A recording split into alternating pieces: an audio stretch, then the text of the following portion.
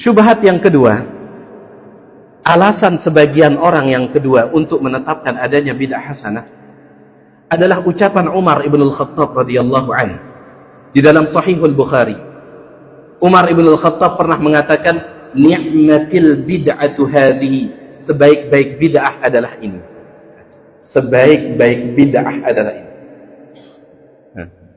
Kata sebagian orang, ini dalil tentang adanya bid'ah hasanah. Kenapa Umar menetapkan ada bid'ah yang baik, bahkan sebaik-baik bid'ah adalah ini? Baik. Jawabannya, yang pertama, akidah kita sebagai ahlu sunnati wal jamaah tidak boleh menjadikan ucapan siapapun untuk menentang hadis Nabi SAW, hatta Umar. Ini yang pertama yang harus kita tanamkan dalam hati kita. Tidak boleh menjadikan ucapan siapapun itu untuk menentang kalamullah dan kalam Rasulullah sallallahu alaihi wasallam. Tidak boleh. Hatta itu Umar. Disebutkan oleh Syekhul Islam Ibnu Taimiyah dalam Majmu' Fatawa, begitu pula murid beliau Ibnu Al-Qayyim dalam I'lamul Muwaqqi'in, sebuah riwayat. Abdullah bin Abbas pernah didatangi oleh seseorang. Kata orang tersebut, apa hukum haji tamattu'? Ya, kita tahu kan haji itu ada 3 jenis. Haji ifrad, kemudian haji qiran, kemudian haji tamattu'. Orang ini nanya, apa hukum haji tamattu'? Kata Abdullah bin Abbas, sunnah, karena Nabi SAW mengatakannya atau melakukannya. Orang yang bertanya ini mengatakan, tetapi Abu Bakar dan Umar mengatakan tidak. Bisa jadi Abu Bakar belum sampai kepadanya hadis tersebut. Bisa jadi Umar belum sampai. Tapi orang ini mengatakan, tapi Abu Bakar dan Umar mengatakan tidak. Langsung Abdullah bin Abbas mengatakan, yushiku, dalam riwayat yang lain, akhsha an tanzila alaikum hijaratun minas sama. Aku khawatir akan turun hujan batu menimpa kalian. Aku khawatir akan turun hujan batu dari langit menimpa kalian. Aqulu qala Rasulullah sallallahu alaihi wasallam wa taquluna qala Abu Bakr wa Umar. Aku sampaikan kepada kalian ini hadis Nabi alaihi salatu wasallam, kemudian kalian coba bantah dengan ucapannya Abu Bakar dan Umar. Aku khawatir hujan batu akan turun menimpa kalian. Maka ini menjadi dalil bahwasanya ucapan siapapun itu, ya, tidak boleh dijadikan sebagai alat untuk membantah ayat Allah Subhanahu wa taala ataupun sabda Rasul alaihi salatu wasallam. Ini yang pertama yang harus kita tanamkan dalam hati kita. Sebelum kita masuk ke dalam jawaban yang lain. Ya. Ni'matil bid'atu hadhihi. Makanya antum lihat, ya, adabnya para ulama kita. Meskipun tentunya ada khilaf tentang masalah ini. Yaitu tentang mengangkat tangan di setiap takbir ketika salat Id. Ya. Ada khilaf di kalangan para ulama. Apakah ketika salat Id itu mengangkat tangan di setiap takbirnya Allahu Akbar, Allahu Akbar, Allahu Akbar, dan seterusnya, ataukah cukup takbir yang pertama dan sisanya itu sekedar ucapan tanpa mengangkat tangan? Sekali lagi saya tekankan, ini masalah khilaf. Baik. Sebagian ulama mengatakan cukup takbir yang pertama mengangkat tangan, adapun sisanya tidak. Lah, lalu bagaimana dengan hadisnya Abdullah bin Umar? Abdullah bin Umar, dia mengangkat tangannya di setiap takbir. Syekh Albani rahimahullah mengatakan riwayatnya tidak sahih. Seandainya pun sahih, maka Rasul alaihi salatu wasallam tidak pernah melakukannya. Wa khairul hadi hadi Muhammadin sallallahu alaihi wasallam. Sebaik-baik petunjuk Rasul alaihi salatu wasallam. Jangan jadikan perbuatan Abdullah bin Umar untuk menghantam apa yang dilakukan oleh Rasul alaihi salatu wasallam. Ini akhlak para ulama kita. Ya. Dengan segala hormat kepada para sahabat, terutama individu sahabat. Adapun kalau sahabat sudah ijma' tidak mungkin salah. Tapi individu sahabat kalau menyelisihi apa yang dilakukan oleh Rasul, siapa yang antum menangkan? Jelas Rasul. Ini akidah kita, akhlak kita, adab kita. Ya. Abu Hurairah radhiyallahu taala anhu, sebagaimana yang pernah kita sampaikan, beliau pernah berfatwa, siapa yang junub di malam Ramadan kemudian dia menunda mandi junub sampai masuk waktu subuh di bulan Ramadan, puasanya di hari itu tidak sah. Fatwanya Abu Hurairah. Misalkan ini malam Ramadan, ada orang junub, entah hubungan suami istri atau sebab lainnya, kemudian dia tunda mandi junubnya sampai masuk waktu subuh besok. Kebetulan ini Ramadan misalkan, maka besok dia tidak sah puasa. Padahal Nabi SAW dalam riwayat Imam Bukhari dan yang lainnya, Nabi SAW pernah junub gara-gara menggauli istri beliau di bulan Ramadan, kemudian beliau tidak mandi junub kecuali setelah masuk waktu subuh, lalu beliau tetap puasa dia. Ya. Jadi ini yang pertama yang harus kita tanamkan jemaah sekalian. Ucapan siapapun tidak boleh digunakan untuk menghantam hadis Nabi sallallahu alaihi wasallam. Jawaban yang kedua. Kenapa Umar mengatakan ucapannya ini? Inilah pentingnya kalau kita membaca riwayat itu jangan comot-comot. Baca full. Ya. Sama seperti hadis man sanna tadi. Begitu pula dengan ini, jangan comot-comot. Baca dia secara full. Ustadzuna Al-Fadil, Ustadz Dr. Firanda, hafizahullah ta'ala, ketika beliau membantah orang-orang liberal. Ya.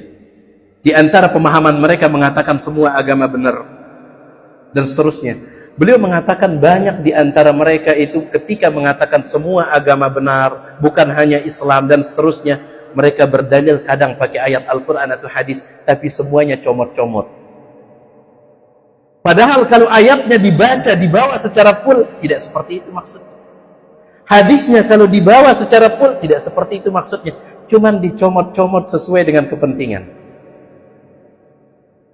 Baik. Umar ibn al-Khattab mengucapkan kalimat ini berkaitan dengan salat apa? Berkaitan dengan salat tarawih. Di zaman Nabi SAW, antum lihat dalam riwayat Imam Bukhari dan Muslim, Nabi SAW sudah pernah salat tarawih secara berjamaah selama 3 malam.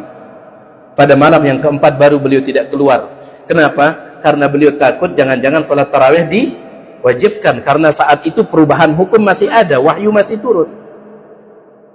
Akhirnya vakum salat tarawih, tetapi asal salat tarawih itu sudah ada. Sedangkan bid'ah itu yang namanya bid'ah sesuatu yang belum ada.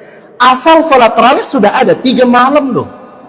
3 malam berjamaah sampai pada malam yang ketiga masjid tidak lampung, Masjid Nabawi.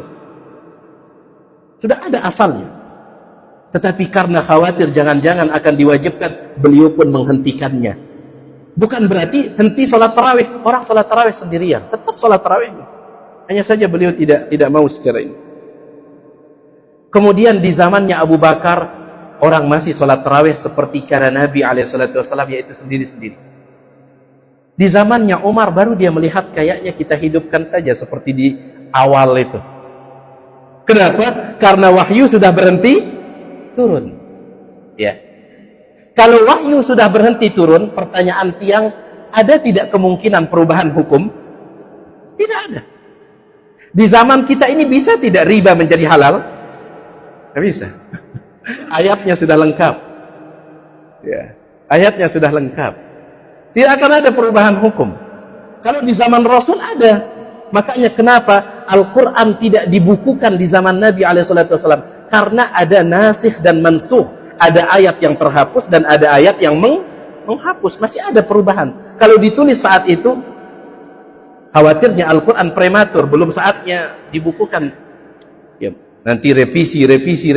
Al-Quran tidak layak direvisi oleh manusia. Baik. Itu berkaitan dengan sholatul tarawih. Dan sholatul tarawih ada dasarnya tidak? Bisa tidak antum katakan dia bid'ah? Bisa? Tidak. Antum nggak bisa katakan dia bid'ah berarti. Baik. Kalau begitu apa maksud Umar mengatakan ni'matil bid'atu hadhihi, sebaik-baik bid'ah adalah ini? Apa maksudnya Umar? Kalau memang sholatul tarawih itu sunnah, sudah ada landasan dalilnya di zaman Nabi SAW, lalu apa maksud ucapan ini? Minimal ada dua maksudnya.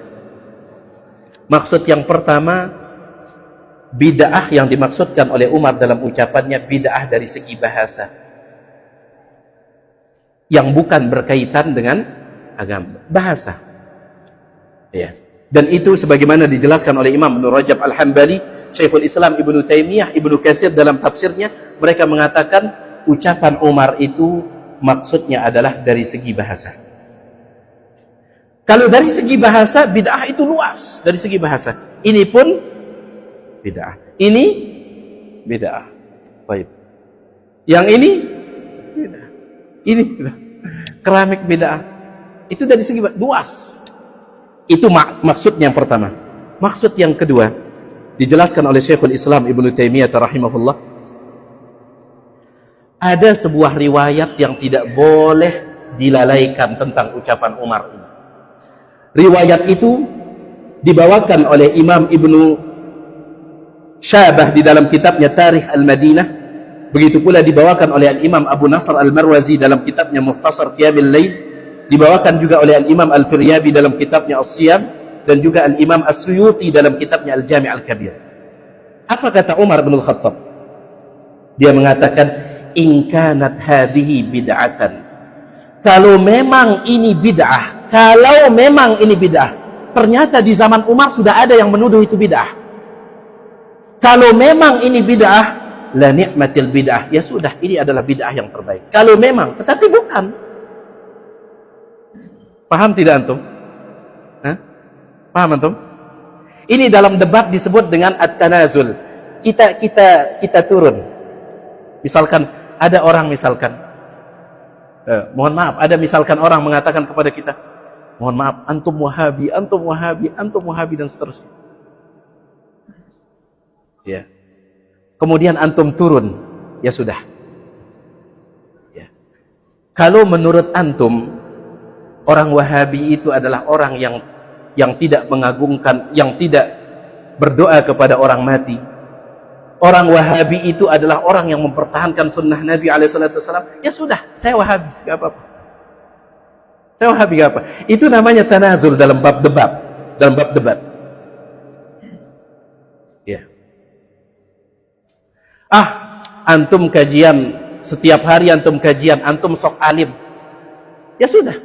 Kalau memang orang yang menghadiri majelis ta'lim antum tuduh sok alim, saya tidak keberatan dikatakan sok alim. Itu namanya babit tanazul dalam bab debat. Nah, Umar ibn al-Khattab dalam sebagian riwayat mengatakan, in kanat hadhihi bid'atan, kalau memang ini kalian katakan bid'ah, dan nikmatil bid'ah, ya sudah, ini adalah bid'ah terbaik. Kalau memang, tetapi bukan. Ya. Karena ribet untuk debat dengan orang yang ngeyel. Ini bukan bid'ah, bid'ah itu. Ini bukan bid'ah itu. Ya sudah, kalau memang ini bid'ah, ini sebaik-baik bid'ah sudah. Dan itu dijelaskan oleh Syekhul Islam Ibnu Taimiyah di dalam Iqtida'is Siratal Mustaqim. Yang bacakan antum ucapan beliau.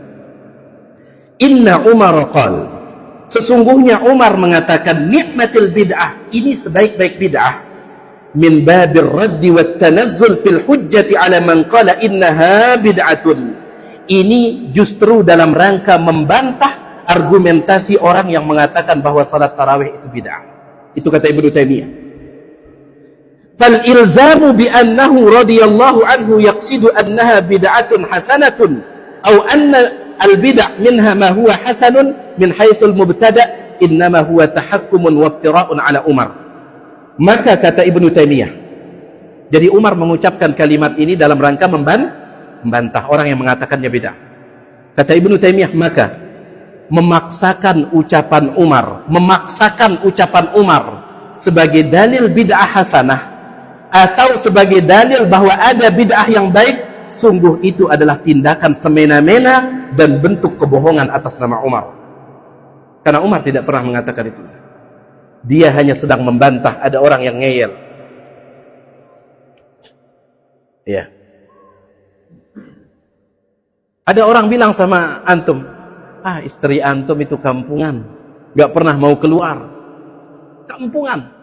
Lebih banyak di masjid, di dalam rumah. Kampungan istri antum. Antum katakan, ya sudah, kalau memang dia mentaati firman Allah Subhanahu wa taala yang menyuruh dia diam di dalam rumah, itu antum katakan kampungan, saya tidak keberatan istri saya dikatakan kampungan. Itu namanya mimbabit tanazzul. Ya sudah. Ya. Karena memang lawan debatnya itu akalnya sampai sana, tanazzul, kita turun mengikuti akalnya. Berat ya pembahasannya. Ya. Saya ingin jawabannya yang sampai ke antum, bukan syubhatnya. Baik. Itu dia. Jadi jelaslah ucapan Umar tidak bisa dijadikan dalil tentang adanya bid'ah hasanah. Yang pertama, sekali lagi, tidak boleh membantah hadis Nabi dengan ucapan siapapun. Yang kedua, bahwasanya Umar ini mengatakan kalimat ini berkaitan salat apa? Tarawih. Salat tarawih sudah ada tidak di zaman Nabi? Sudah ada. Baik. Kemudian yang ketiga, yang dimaksud dengan ucapan Umar ini bid'ah dari segi bahasa, atau Umar sedang tanazzul, sedang turun mengikuti level akal, tingkatan akal dari lawan debat. Ya, baik.